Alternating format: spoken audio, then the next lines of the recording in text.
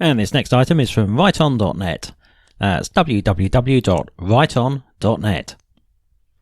It's by Peter Heft and was published on the 26th of May. As with all our items, you can click through and visit the site directly to see more of their material or subscribe. This is entitled Democracy in Europe is Coming Apart at the Seams. In the wake of Austria's near miss with the far right during this week's elections, the EU has threatened to trigger economic sanctions against countries which deviate from the EU's fundamental values. This risk of a loss of national sovereignty and control ought to signal to countries a need to jettison the EU. As Breitbart London recently reported, the President of the European Union's executive branch, the so-called European Commission, Jean-Claude Juncker, has threatened to trigger an EU rule of law framework, that's Article 7 TEU, in the wake of Austria's presidential race and the risk of a win by Norbert Hofer of the Austrian Freedom Party. Article 7 allows the Council, that's the Council of the European Union, to suspend certain rights deriving from the application of the treaties to the EU country in question, if they deem a country to be headed in a direction that doesn't fit with the supposedly common and fundamental values of the EU. They're outlined in Article 2. While there are, of course, a plethora of things that one could write about regarding this situation, such as the subjectivity of the concept of fundamental values of the EU, questions regarding how one evaluates compliance with the aforementioned values, and of course, a Schmittian analysis, as I've done before, albeit in a slightly different context. What I want to briefly examine is the nature of democracy in Europe, as well as what the threat of Article 7, and its very existence, says about global liberalism. The threat of sanctions, or as Juncker stated, a complete lack of debate or dialogue with the far right, is not only extremely problematic for the future of democratic deliberation in Europe, but also indexes a very important feature of the European democratic order. It's democratic in name only. As the migrant crisis worsens and European nations become strained both financially and culturally, right-wing populist parties are gaining traction across the continent.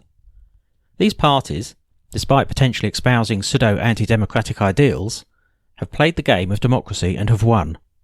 They've accepted the stewardship of the EU. Assuming the rules of the game of democracy would be applied fairly, only to be cheated out of their victory.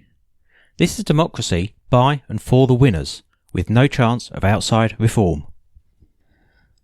Specifically, Juncker's threat shows that the European Union, while claiming to be democratic and open to deliberation, is functionally akin to a Soviet-style bloc, where dissent is accepted only until it wins. Once the ruling ideology becomes sufficiently questioned, political ideologues have no choice but to shut down any dissent. What adds to the irony of the situation, although it's endemic in modern liberalism, is the fact that Juncker wanted to use the EU's power to stop a country's freedom, democracy and equality, three of the EU's stated values in Article 2, all in the name of preserving the aforementioned values. What's more, the threat, as well as the existence of such an article as 7, shows that the EU does not care about the individual sovereignty of countries or the will of the people within said countries.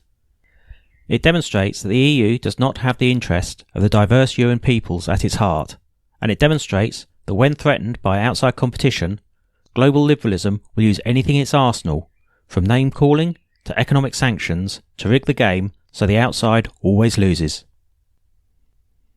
Despite the fact that Hofer lost by a narrow margin, and thus Article 7 will unlikely be triggered, at least in regards to Austria, Hungary, Poland and the Czech Republic are still threats to the liberal order. Austria, as well as the other European nations, should take the threat as a sign of the times, and recognise the real danger that national sovereignty is in.